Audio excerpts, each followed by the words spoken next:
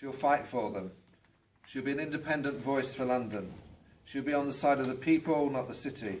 She'll fight for more affordable housing, better public transport. She's popular. She can win. She's the only candidate fighting for an alternative for social justice. She also happens to be a woman and black. When I was away, just having a little holiday, getting this rosy hue for my leisure, I watched West Wing, as you do, and they introduced candidates all in this way.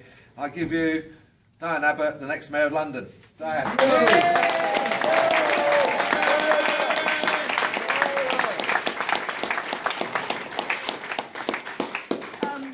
The last time that some of us met together, I told you that when I become Mayor of London next year, you will remember that it all started in a basement in Bloomsbury. Well, I'm here to tell you that we've taken an important step along the road and that I am now on Labour's shortlist to be the candidate for London Mayor. And that is no mean feat. There were people that said we wouldn't get a single nomination, right up to the closing hours before the shortlisting. There were people that were saying that they wouldn't put me on the shortlist. But I stand here before you on the shortlist for Labour's candidate for London Mayor. I'm in it, and I'm in it to win it. Yay!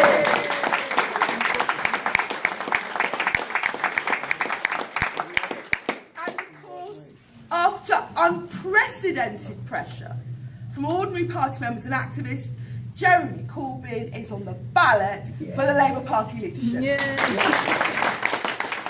And I'm proud to say that I was one of the first people to nominate Jeremy. I was the first person to nominate Jeremy. Some of the other mayoral candidates took a little bit of pushing, but we got them there in the end. And you know, Jeremy is one of my oldest friends in politics, and the shortlisting of both him and myself is a curtain raiser for a summer of campaigning. Yep. And it couldn't be a more important summer of campaigning, because what is at stake is nothing less than the future of our party. We came out of the general election, and to my horror certainly, within hours of Paul Miliband resigning, there were these ghouls from the New Labour Party on our television set saying, oh, the problem was we were too left-wing, the problem was we listened to Peter Mandelson, the problem was we weren't nice enough to businessmen. And you thought, my goodness, it was like they couldn't even wait for Ed to resign to come up with that. The truth was, whatever was wrong with our general election campaign, it wasn't the policies, important policies, like doing away with non-dom status, like freezing people's fuel bills, like doing away with 0 hours contracts. Those policies resonated with the electorate. And if nothing else in this campaign, we want to give the lie to the idea that you cannot appeal to the British public on the basis of progressive and forward-thinking policies. And in London, London is so important. Do not be fooled by pretend progressive candidates.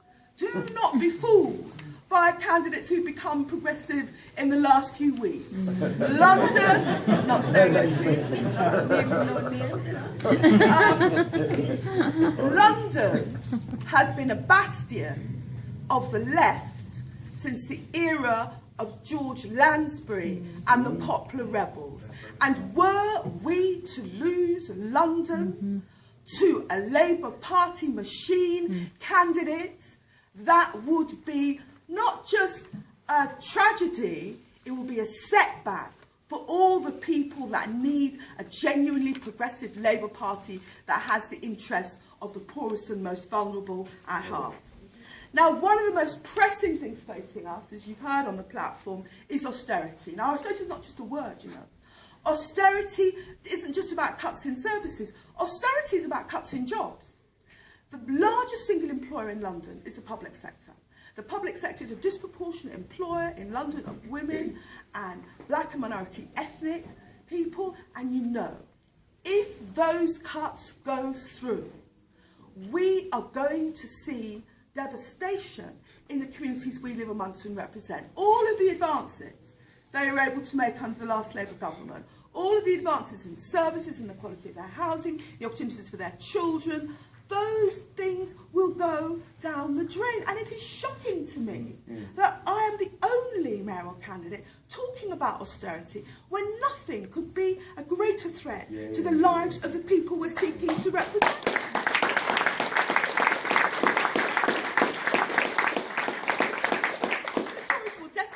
Services, they want to dismantle the public sector, widen inequality. And let me just say this.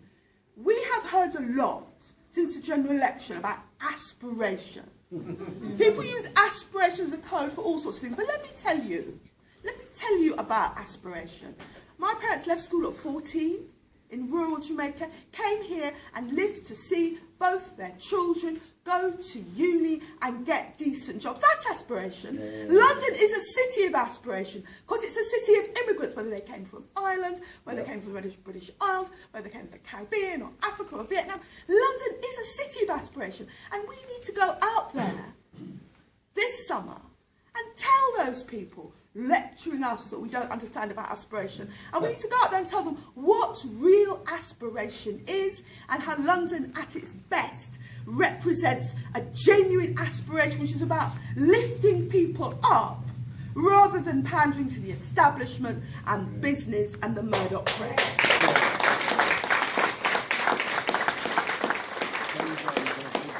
We also have to be prepared to battle against the welfare cap and the cuts in benefit, which are going to be so painful for our most vulnerable and the disabled. Again, I was the only mayoral candidate that actually voted against that benefits cap, not for the sake of it, but because Jeremy and I, representing the constituents we do, we already know how people are struggling who are trying to live on benefits. And we know only too well that the effect of some of these benefit cuts, particularly housing benefit, will be to accelerate a process of social cleansing of zones 1, 2 and 3. They want to turn London into Paris, where only the middle class, the upper middle class can live in the centre, and the poor and the immigrants live on the outside. And we know that's not a sustainable, a happy or a healthy society. So we have to be prepared to stand up and say, these welfare cuts are not just bad for everybody, they're particularly bad for London because of our ridiculous housing prices.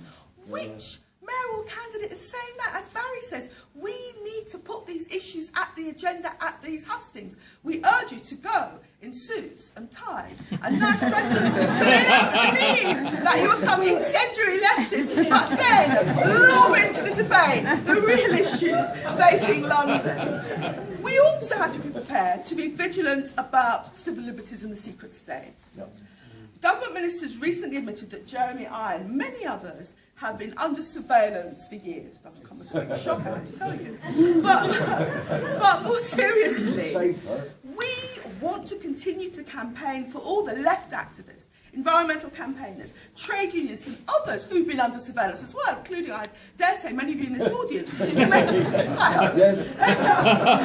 so that you can have access to your files, but also so that we can find out who authorised this surveillance on their fellow citizens who were guilty of no crime, just seeking to make this a better world for others. Very many in our communities, in London and around the country, wanted to take a stand on peace, as Jeremy and I have always done. And very many, particularly in London, want us to campaign against UKIP, what UKIP represents, and the toxic anti-immigrant culture which has infected Westminster, the media, and some sections of the Labour Party. There is a mayoral candidate, I won't name names, who wrote an article for the Express before the general election, apologising for Labour letting too many immigrants in. This is what we're facing. this is what we're going to have to go toe to toe with people who want to think somehow that if you pander to racism, it goes away. Of course, UKIP supporters have real issues about joblessness. Of course, they have real issues about housing. Of course, they have real issues about a deregulated labour market and fear for the future. And we have to understand those issues and engage with those issues. But never, ever should the Labour Party give ground to racism, bigotry and anti-Semitism.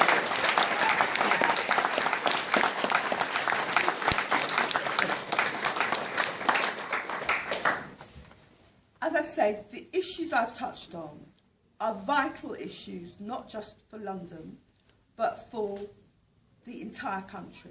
I was proud, as I said, to be the very first to nominate Jeremy Corbyn for the leadership of the Labour Party, and I look forward to a summer of campaigning shoulder to shoulder with him against austerity and a better future for our country. But finally, let me say this. You know, I am, and Jeremy and I are one of the diminishing small bands of Labour members of Parliament who are proud to call ourselves socialists. And what does being a socialist mean? Does it mean, I don't know, wearing a badge and getting up at party conference and seeing the red flag? No, it doesn't mean that. Does being a socialist mean being able to bandy words about Marxist theory in the pub? No, it doesn't mean that. Socialism is an unbounded dream, or it is nothing. Socialism is caring for the community around you. Socialism is attempting to lead, not following behind opinion polls. And socialism is the last and best hope of the communities we live amongst and are part of. We want to show in London that a socialist candidate can win.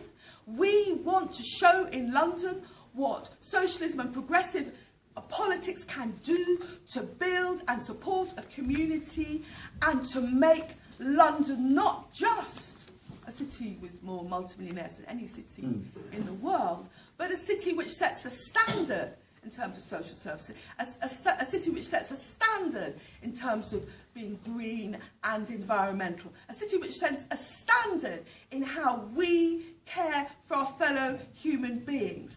And with Jeremy, both in London and around the country, we are going to lead the fight back against people who would reduce our party to little more than a pale imitation of the Conservatives. The fight starts here.